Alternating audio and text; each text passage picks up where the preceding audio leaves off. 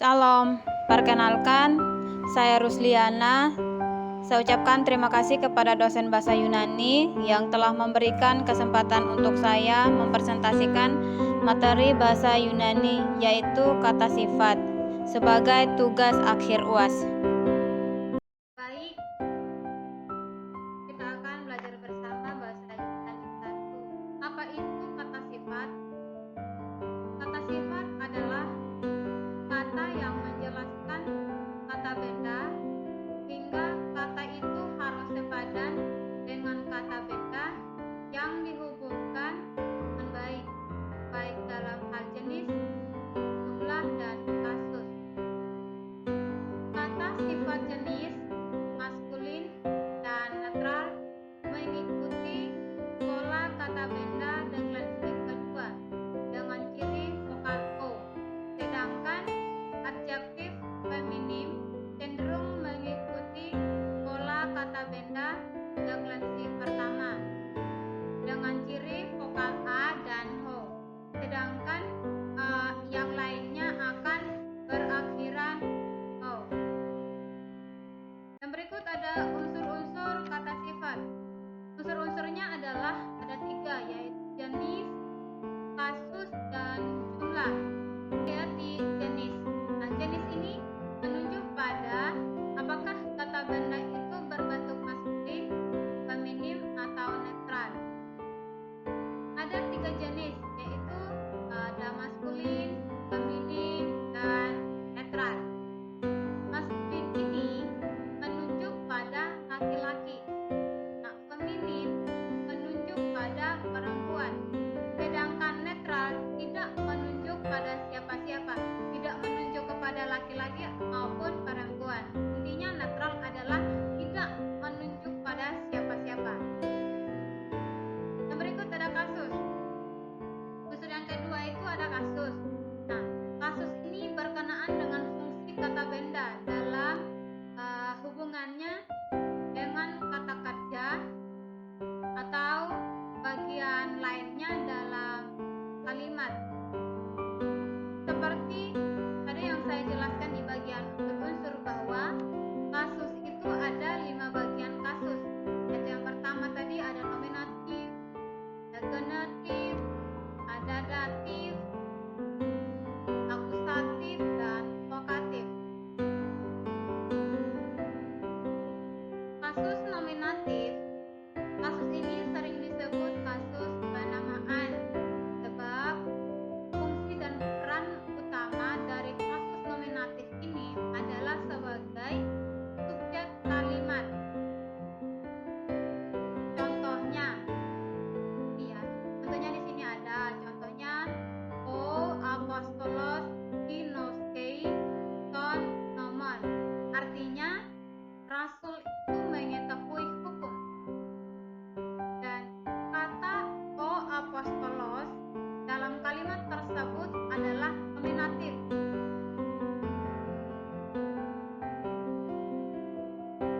Ingat, kata apostolos dalam kalimat tersebut adalah kasus nominatif. Nah, yang kedua ada kasus genetif.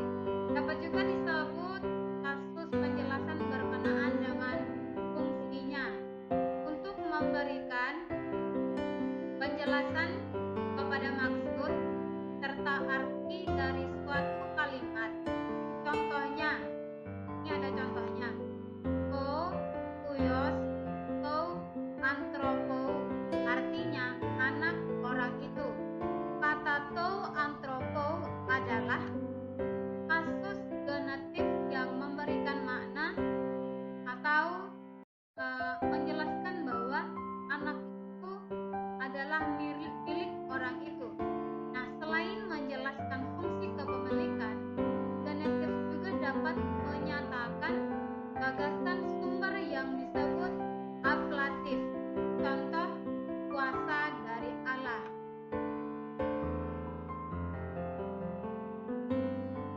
Yang berikut ada kasus datif. Kasus datif ini menerangkan tentang orang atau benda yang menerima tindakan secara tidak langsung dari kata kerja transitif. manusia yang memiliki objek. Contoh, ada O anthropos, mu brixei, ton karpon, tois uios. Artinya, orang itu membagikan buah kepada anak-anak itu. Kata tois ya,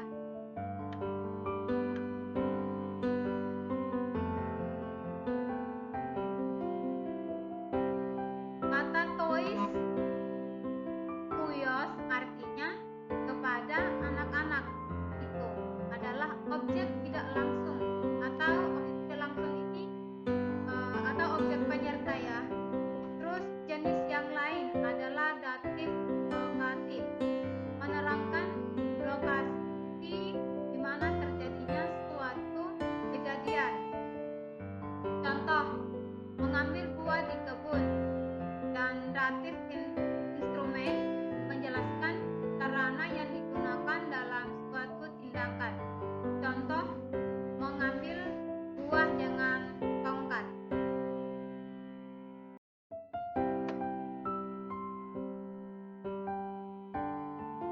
Yang berikut ada kasus akusatif. Nah, kasus akusatif ini sering disebut kasus pembatasan atau batas. Sebab kasus ini berperan memberikan batas akhir dari sebuah tindakan. Contoh, O apostolos legei kon logo. Artinya, rasul sedang mengatakan firman. Tindakan dalam kalimat ini dibatasi pada frasa firman itu. Kasus berikutnya yang terakhir ada kasus vokatif. Nah, kasus vokatif ini bisa disebut kasus sapaan karena berfungsi untuk menyapa. Contohnya adelphe, artinya saudara, saya melihat kamu. Yang berikut ada jumlah. Unsur yang terakhir yaitu jumlah. Yang berikut unsur yang terakhir yaitu jumlah. Jumlah ini menyatakan gagasan kuantitatif dari kata benda tertentu yang secara teknis dikenal dengan sebutan tunggal atau jamak. Nah, ada dua bagian jumlah yaitu tunggal dan jamak. Kata benda tunggal menunjuk pada satu orang, sedangkan jamak adalah kata yang menunjukkan bahwa ada lebih dari satu orang. Jamak lebih dari satu orang. Oke, yang berikut kita masuk di bagian perumusan kata sifat. Nah, kata sifat ini sangat penting untuk kita tahu karena ini adalah rumus dasarnya kata sifat. Jadi kita harus kuasai rumus kata sifat. Nah, di sini di kolom pertama ada bagian kasus, yaitu ada nominatif, genetif, datif, akusatif, dan vokatif. Terus di sini ini bagian jenisnya. Ini bagian jenis. Terus ada maskulin, ada feminim, dan ada netral. Berikut ini bagian jumlah. Bagian jumlah ini yaitu tadi ada dua, yaitu tunggal dan jamak ya. Ada dua, yaitu tunggal dan jamak. Nah, kasus nominatif maskulin tunggal yaitu ada os, sedangkan maskulin jamak itu ada oi. Terus di nominatif feminim tunggal ada e, feminim jamaknya ada ai. Terus nominatif netral bagian tunggal itu ada o dan netral jamaknya ada a. Kasus yang kedua yaitu genetif. Genetif maskulin tunggal ada o, sedangkan maskulin jamak ada od.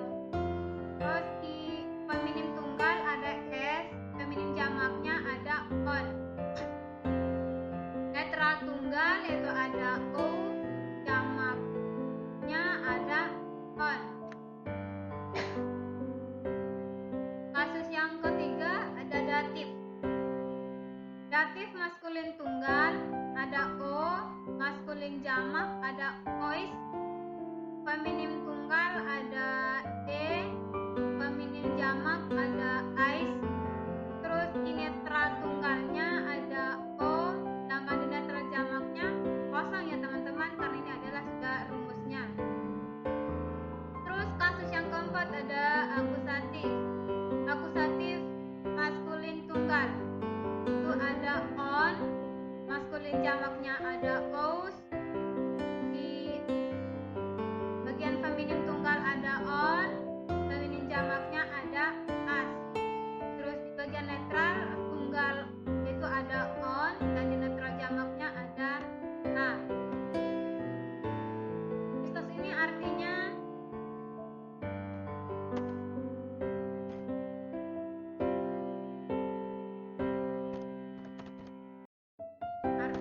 setia. Pistos artinya setia. Nah di kasus seperti tadi yang saya bilang, di kasus ini kolom pertama ini bagian kasus. Terus ini bagian jenisnya. Terus ini bagian jumlah. Nah, di kasus nominatif pertama ini ada pistos. Di tunggalnya pistos. Karena tadi di rumusnya itu yang bagian nominatif tunggalnya itu karena os. Jadi di sini pistos. Terus di maskulin jamaknya itu ada pistoi. Kenapa di sini pistoi? Karena terakhirannya oi, karena di rumusnya tadi itu di maskulin jamak karena oi, rumus dasarnya oi.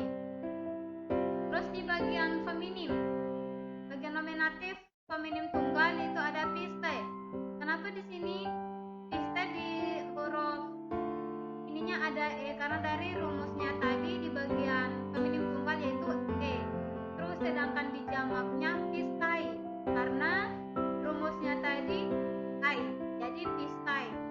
Itu juga di bagian netral tunggal ada pisto. Kenapa di sini pisto? Karena di rumusnya tadi itu bagian tunggal karena o, jadi pisto.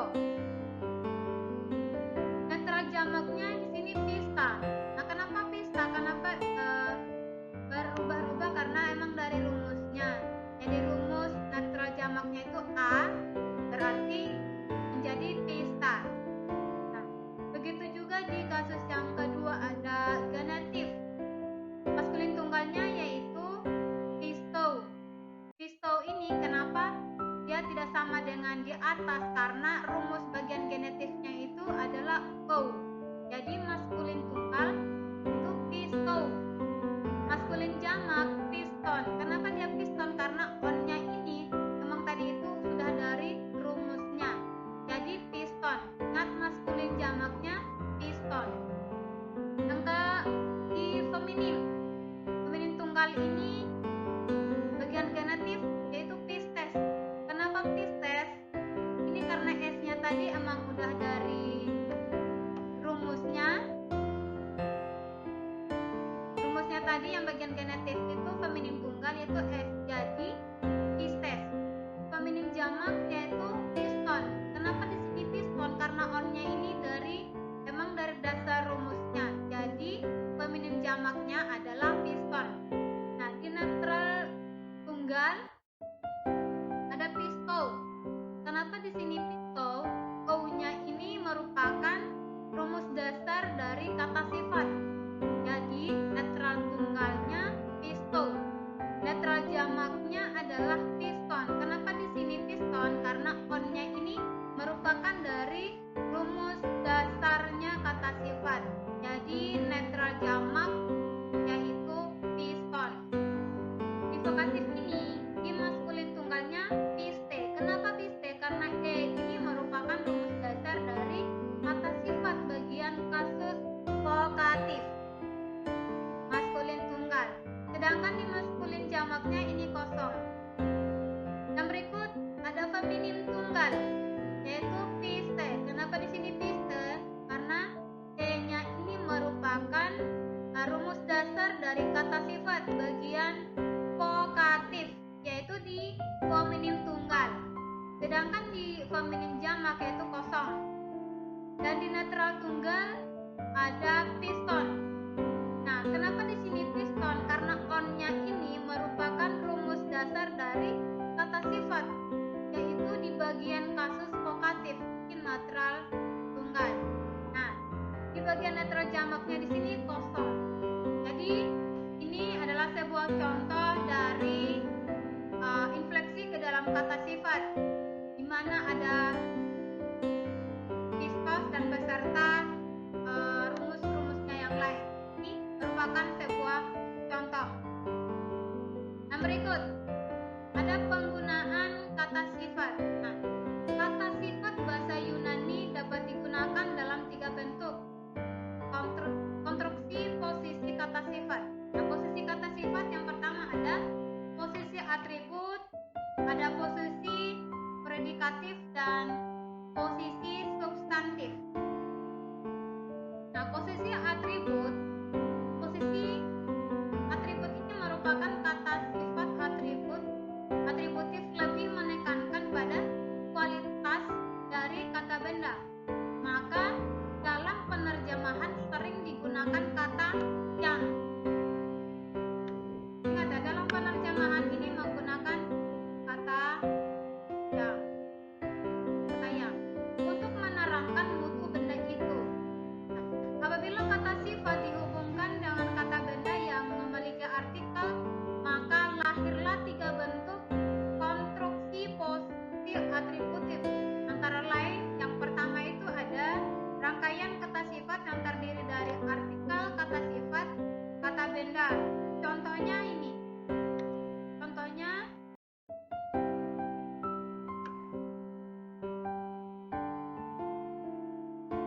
Contohnya ada Opistos Basileus, artinya raja yang setia itu. Pistos ini artinya setia, sedangkan Basileus artinya raja. Jadi Opistos Basileus artinya raja yang setia itu. Nah, posisi atributif pertama ini memberikan tekanan lebih besar terhadap kata sifat daripada kata kerjanya. Kedua, ada rangkaian kalimat adjektif yang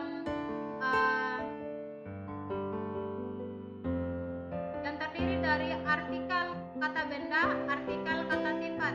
Contoh,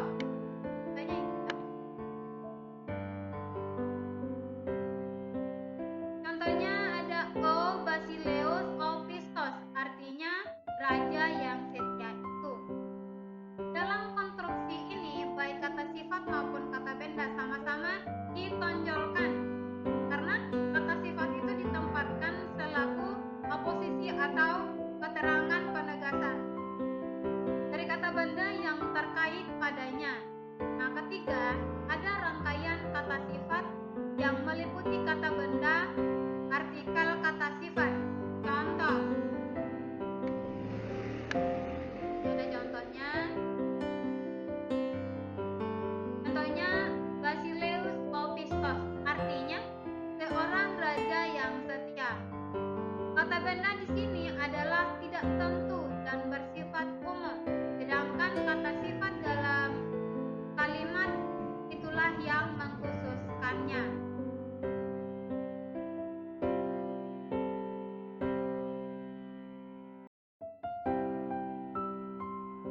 Oke, yang berikut tadi ada posisi predikatif.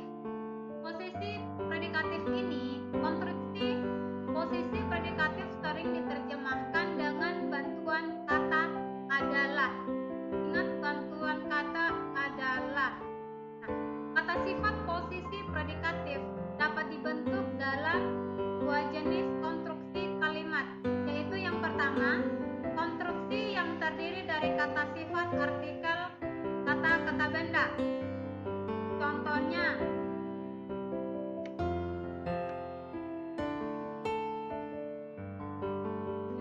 ada Pistos O Basileus, artinya raja itu adalah setia. Ingat tadi posisi predikatif ini adalah dengan diterjemahkan dengan bantuan kata adalah. Jadi di sini Pistos O Basileus artinya raja itu adalah setia.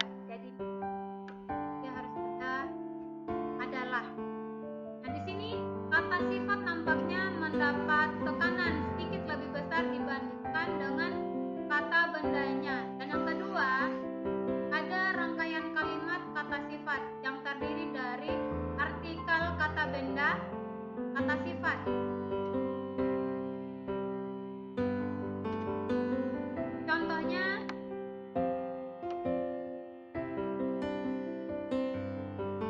Contohnya O Basileus Pistos, artinya raja itu adalah baik.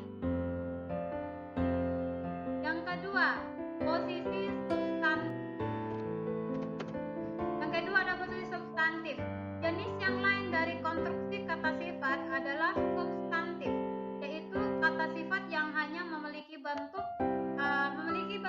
konstruksi tunggal, yaitu terdiri dari artikel dan kata sifat yang secara teknis berfungsi sebagai kata benda.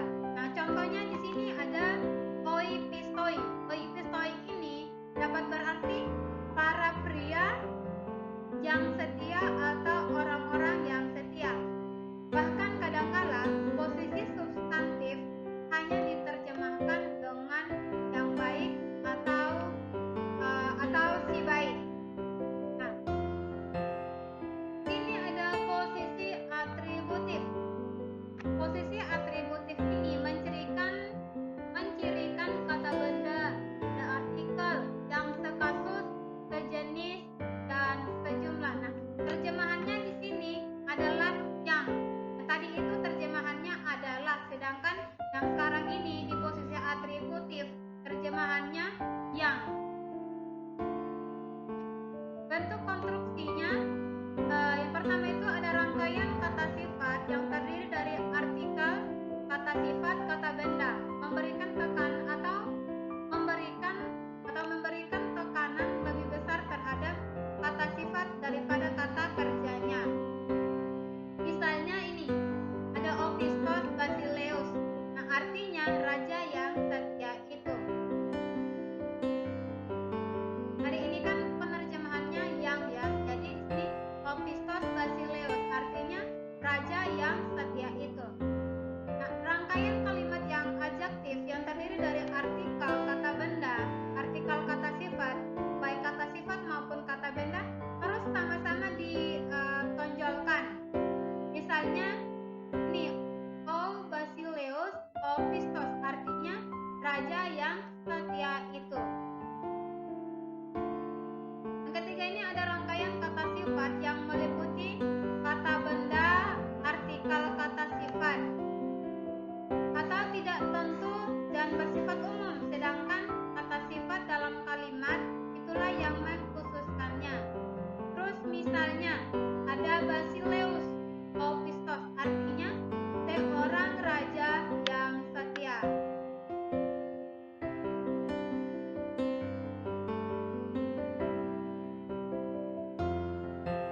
Maka di posisi predikatif.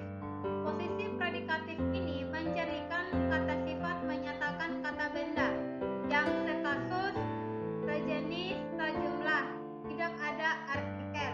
Terjemahannya adalah. Tadi terjemahannya itu, yang sekarang terjemahannya adalah. Dibentuk konstruksi.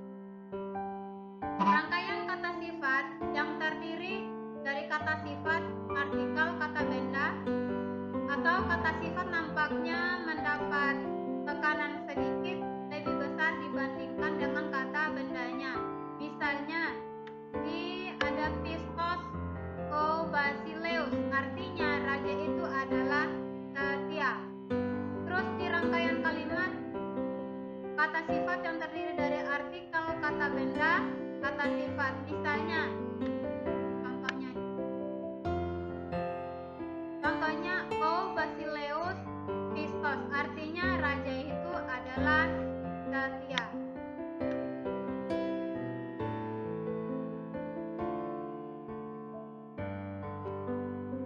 Sekarang di posisi substantif. Posisi substantif ini, kata sifat menggantikan kata benda, ada artikel tetapi tidak sejenis, tidak sekasus dan sejumlah.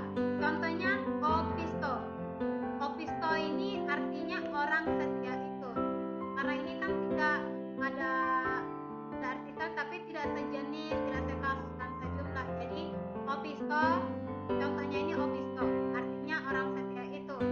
Di sini terus contoh yang kedua ada opistos, artinya wanita setia itu. Namun sering juga bentuk maskulin jamak dipakai dalam pengertian umum. Dalam pengertian umum contohnya opistoi. Opistoi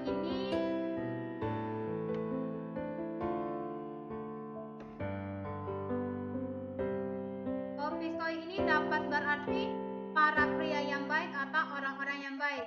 Bahkan kadangkala posisi substantif hanya diterjemahkan dengan yang baik atau si baik. Oke, kita masuk di contoh soal.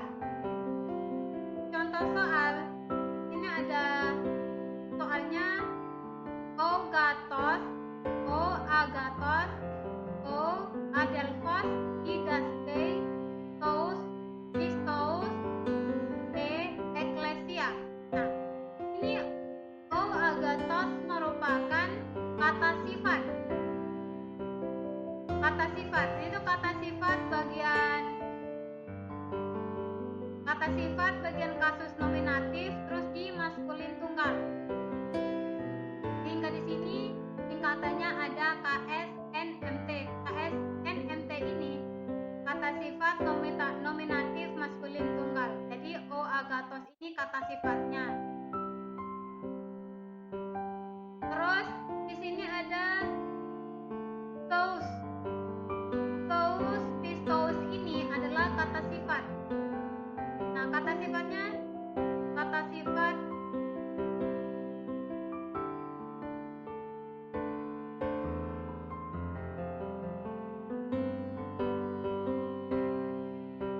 bagian akusatif maskulin jamak. Nah, di Pistos dan ini O Agatos, O Adelphos, Didaskei ini merupakan posisi atribut. Sedangkan di Tous, Pistos, De Ecclesia posisi substantif. Nah, terjemahannya saudara laki-laki yang baik sedang mengajar orang-orang setia itu di gereja.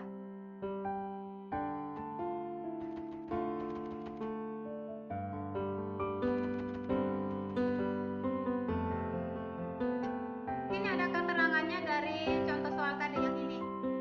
Ini keterangannya di sini. Tadi O Agatos. O Agatos ini host kan kata sifat bagian nominatif di maskulin tunggal. Di rumusnya tadi itu, di rumus dasar kata sifat host itu ada di bagian kasus nominatif di jenis maskulin terus di bagian tunggal. Nah, sedangkan ini O Adelphos ini ada di rumus di kata benda deklensi 2 di bagian nominatif maskulin tunggal. Nah, kasus atributnya yaitu saudara laki-laki yang baik itu. Terus ada di Didaskei. Didaskei ini kata kerja kini aktif indikatif orang ketiga.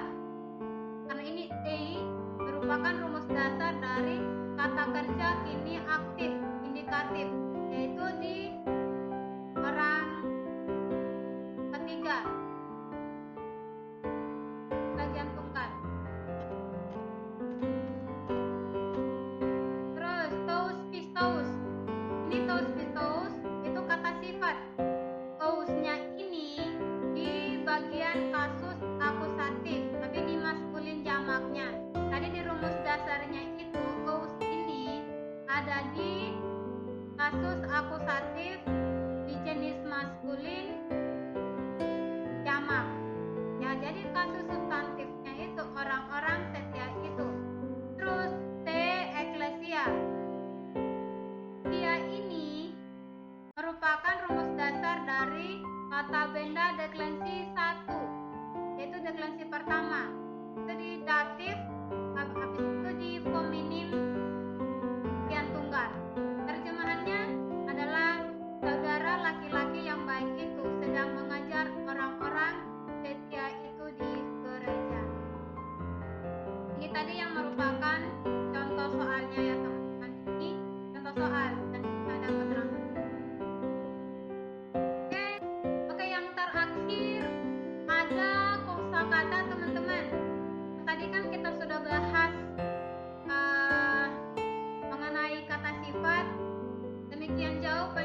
penjelasan dari kata sifat.